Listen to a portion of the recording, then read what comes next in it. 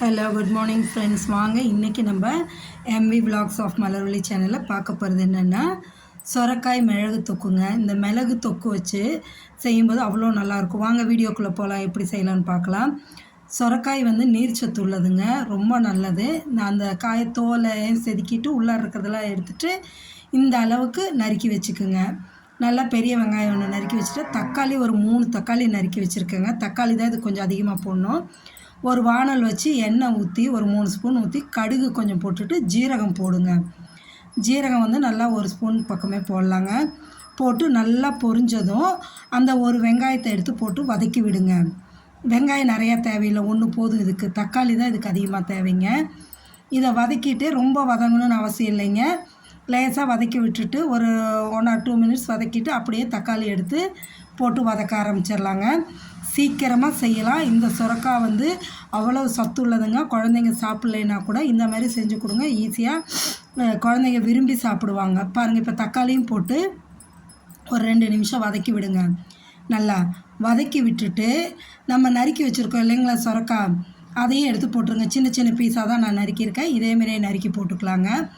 போட்டு இதை அப்படியே வானலில் இந்த எண்ணெயிலேயே வச்சு வதக்கி எடுங்க. ஒரு 4 நிமிஷம் 3 நிமிஷத்துக்கு நல்லா வதக்கி எடுத்துருங்க. வதக்கி எடுத்துகிட்டு அதுக்கப்புறம் இதுக்கு தேவையான பொடியெல்லாம் போடலாங்க. சீக்கிரமாக ஆகிடும், நீர்க்காய் தானே, சீக்கிரமாகவும் வெந்துடும்.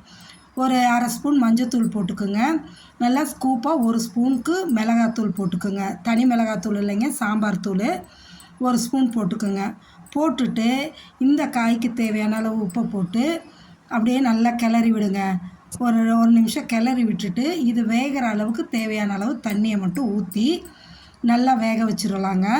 நல்லா ஒரு 90% வேகணுங்க, அந்த அளவுக்கு விட்டுடலாம். இது வேகவே நம்ம என்ன பண்ணணும்னா, பாருங்கள், இந்த அளவு போதுங்க. தண்ணி ஊற்றினா போதும், வேகட்டும். தேங்காய் பால் எடுத்துக்கலாங்க.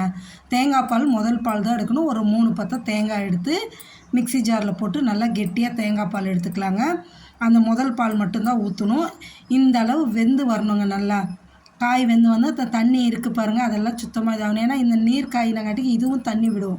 நம்மளும் கொஞ்சம் தண்ணி ஊற்றிருக்கோம். அதனால் நான் காரத்துக்கு 2 பச்சை மிளகாயும் கீறி போட்டிருக்கேங்க. டேஸ்ட்டுக்கு நல்லாயிருக்கும். அதனால் 2 பச்சை மிளகாயும் கீறி போட்டிருக்கேன் கருவேப்பிலையோட. அப்படியே இப்போ தேங்காய் பாலை ஊற்றிடலாங்க. தேங்காய் பால் ஊற்றி ரொம்ப நேரம் கொதிக்கக்கூடாதுங்க. ஒரே 1 நிமிஷம் அப்படி கிளறி விடுங்க. கிளறி விட்டிங்கன்னா அப்படியே தொக்கு ஸ்டேஜுக்கு நல்லா வருங்க. வந்ததும் நல்லா மிளகுத்தூள் இருக்குல்லங்களா, 1 ஸ்பூன் ஸ்கூப்பாக எடுத்து மேலே போட்டு தூவி இறக்கிடலாங்க. மிளகுத்தூள் போட்டிங்கன்னா உடனே அடுப்பை ஆஃப் பண்ணிடணுங்க. ஏன்னா மிளகுத்தூள் போட்டு கிளறினோன்னா கசப்புத்தன்மை வந்துடும்.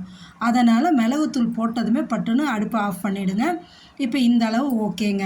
இதில் நம்ம 1 ஸ்பூன் மிளகுத்தூள் போட்டுக்கலாங்க.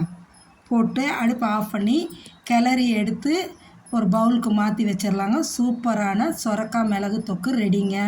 இந்த தேங்காய் பால் ஊற்றிட்டு இந்த மிளகுத்தூளும் போட்டு சாப்பிடும்போது அவ்வளோ டேஸ்ட்டாக இருக்குங்க. இதை சாதத்துக்கு நீங்கள் சைட் டிஷ்ஷாகவும் தொட்டுட்டு சாப்பிட்லாம், இல்லை சாதத்துலேயே போட்டு பிசைஞ்சும் சாப்பிட்லாம். அவ்வளோ நல்லா இருக்குங்க டேஸ்டியாக. நீங்கள் ஒரு தடவை இதை செஞ்சு பாருங்கள். செஞ்சு சாப்பிட்டு பார்த்துட்டு எப்படி இருக்குன்னு நமக்கு கமெண்ட் செக்ஷனில் சொல்லுங்கள்.